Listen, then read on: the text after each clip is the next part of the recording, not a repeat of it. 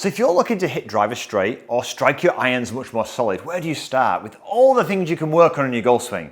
Well, there's one thing, just one, that separates the best players from everybody else. It's the one thing, if you change in your golf swing, it improves your ball striking, the distance that you hit the shot, and your accuracy. In this video, I'm going to share with you what it is and show you exactly how to work on it. Before I do though, look, if you're new to the channel, it's one of your first lessons of mine, please consider subscribing. Or at least videos like this one every single week to try and help you improve your game. Plus, you never have to remember a thing. I'll always put a free download practice guide in the description box below.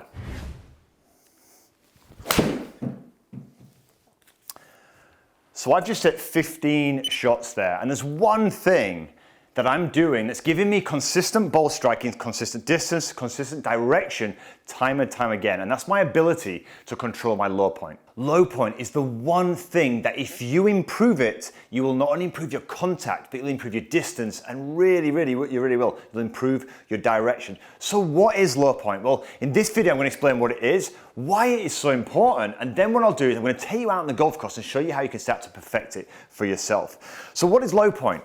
Well, the golf swing, if you've seen any of my videos before, very simply, the golf swing is a circle. We're creating this beautiful arc all the time.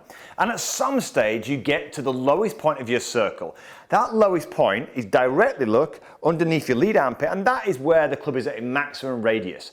We want this, that's the point at which it hits the ground, right? Now, when you're hitting balls off the ground, you want to make sure that you strike the ball before the club gets to its maximum radius. You're generally striking down on the golf ball, and kind of the baseline figure is most of the best players in the world are striking the ground 4 inches after they've struck the golf ball. Now let me show you why this is so important for you to learn. Come and have a look at this. So tell me what you notice here. Notice where the ball position is, but where's the center of the circle? The center of your circle, look, is there 4 inches roughly after the golf ball. This is where my club was striking the ground consistently within half an inch. That is what makes my direction of my strike a lot more consistent than most. The average 10 handicapper is 6 inches out. That's 12 times worse. What does this mean for your ball striking and your direction? Look at this. So again, if your low point, which is the center of your circle, is consistently changing, now if a 10 handicap's changing by 6 inches, if you're higher than that, it could be 8, 9, 10. If you start shifting this low point around, watch what happens now. I've shifted the center, look, behind the golf ball. What's happening now? Well, look, this is the center. What's happening? Not only are you going to strike the ground behind the golf ball, but where's the club heading now? To the left. It's swinging left. So you're not only striking the ground, but you're swinging left. Add an open face to that, and you've got a slice, yeah? Again, if you're somebody who pushes the ball out to the right or even hooks the golf ball, if your low point now moves over here, suddenly now what do you notice? We're now in, yes, you might strike the ball first, but now the club's heading, look, out to the right, add a close face to that, and now we're starting to hit hooks. So this low point, if it's always changing, you could basically be hitting multiple shots, right and left, and you're thinking, why am I so inconsistent? You're inconsistent because you're unable to control this low point time and time again. The best players control it within half an inch. That's my goal for you in this session. So now you know what low point is and why it is so important for your golf. Let's take you out on the golf course now and show you how you can start to control it, hopefully within that half an inch. So let's start helping you now get consistent strike and direction by controlling your low point. Now you might be wondering why I'm in a bunker. I'm going to come to that in a second. Stage 1 in achieving a consistent low point is setup. Notice here, look, I've got 2 lines here. This line here is my ball position, and it is 1 club width inside my lead heel here. This is where I want your ball position for all of your iron shots. With your hybrids and your fairway woods, I want you to push a ball inside your lead heel. But the thing here, look, this line, the low point line, look, is remaining constant. Why is ball position so important for your golf? Well, look, if your ball position, if you don't have a system to control ball position and your ball position moves too far back, your low point can move too far back. And then suddenly your low point's too far back over here, you start fatting it, thinning it, hitting it left.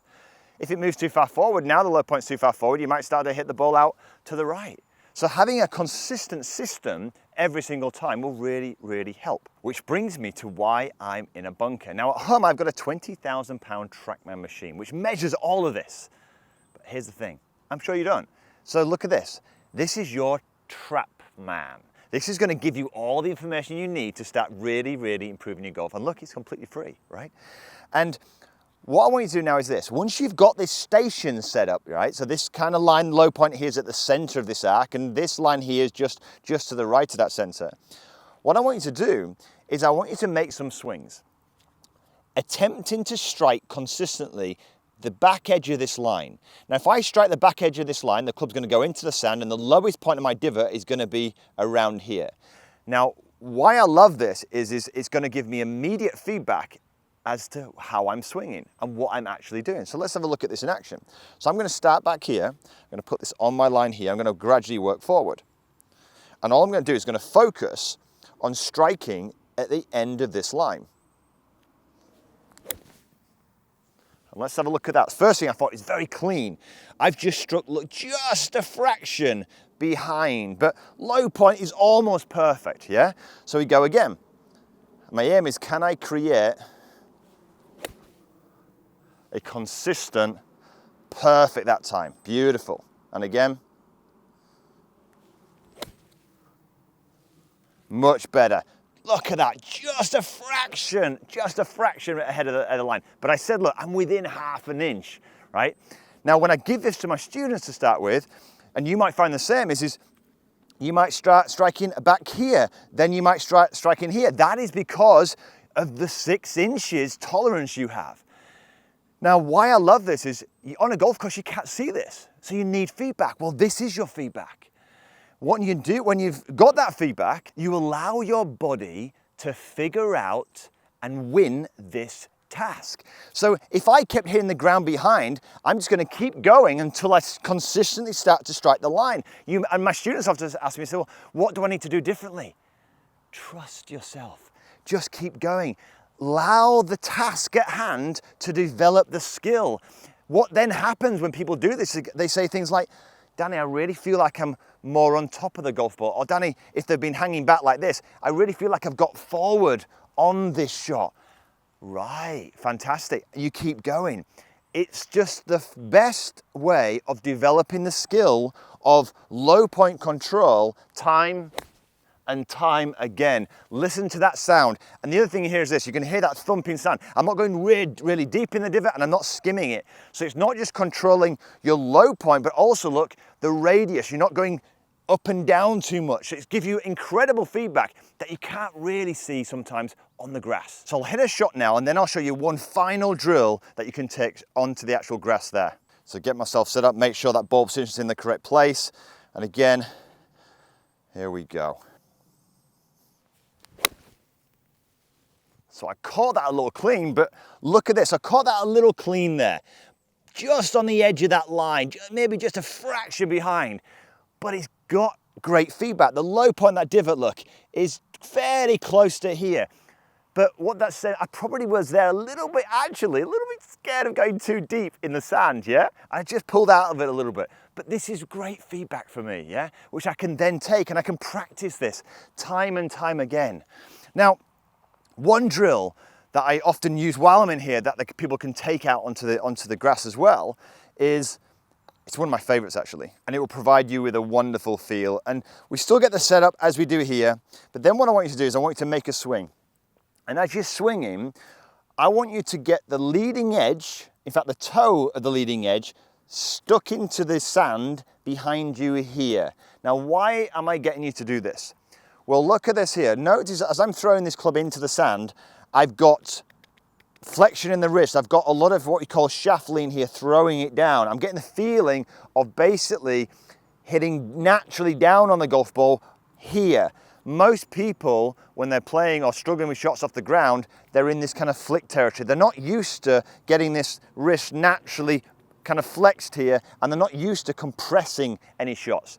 So going through an exercise where we swing back here and we throw the toe into the sand behind the ball, it gives you that a wonderful, wonderful feeling. And I said, why am I asking you to throw the toe? Again, it cures two things. We're creating shaftling, which creates compression, but I say most people are trying to keep their handle ahead, and as they do look, all they do is leave it wide open and it flies out to the right. I don't want that. So getting you to throw the toe down behind you here is just a brilliant, brilliant feeling. Once you've got that, and you've got that feeling of where your body is relative to that club, you simply go, right, I've got this feeling, I need to take that feeling and now move it, look, over here, and see if I can get exactly the same thing. So let's have a look at this in action. Now, this is not the best drill in the world for me, because one of the problems is for me, if anything, I get often too much over here. So it's not the best drill, but for the majority of amateur golfers who really struggle to compress, it's absolutely brilliant. So I've got the feeling of firing down. I'd often get golfers to do this 1, 2 here, and then get that sensation and move that into the shot. Just like that. And you can see here, beautiful strike flowing out the bunker. So there are 2 free drills. Like, get yourself set up, measure that low point, allow the task here to train your mechanics. It doesn't require any thought. A lot of people ask me, well, what should I do? You don't need to know. Let the drill teach you. It will teach you everything you need to know and how to get that low point consistent, yeah? And it'll be individual. The final drill, just take that to the golf course. It's just a brilliant feeling. Throw that into the ground behind you. When people do it for the first time, they get the base of the club striking that sand. We don't want that. It's a leading to edge and the toe. Throw it down, get that feeling, and then gradually move that to the golf club. And notice I said throw it down. Why I said throw? Because the golf club should always be swinging freely. And if you're throwing it down, you're always swinging it freely, all right? So I hope you enjoy this key video on low point. If you did, give it a thumbs up, share it with a friend. And look, if you're looking at trying to improve maybe your driver and looking at how to hit that much, much straighter, check this video out right here. But until next week, have a wonderful golfing week.